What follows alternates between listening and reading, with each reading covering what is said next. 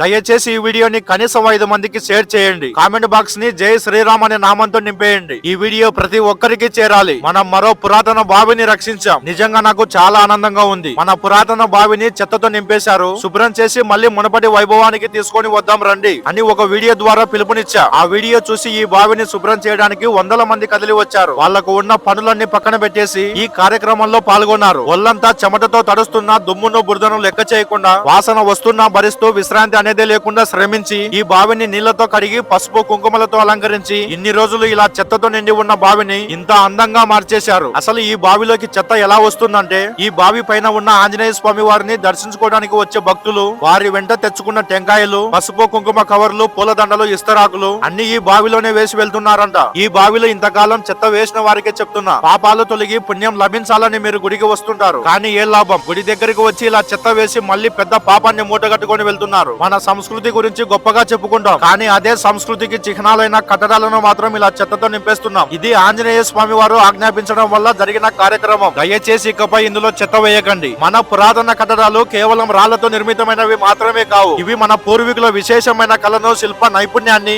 ఆలోచన శక్తిని ప్రతిబింబించే విలువైన సంపదలు. వీటిని కాపాడి జాగ్రత్తగా మన రేపటి తరానికి అందించాల్సిన బాధ్యత మనందరిది. ఎక్కడ చూసినా మన పురాతన కట్టడాలు ఇలా చెత్తతో నింపేస్తున్నారు. తవ్వకాలు చేసి శిథిలావస్థకు వచ్చేలా చేస్తున్నారు.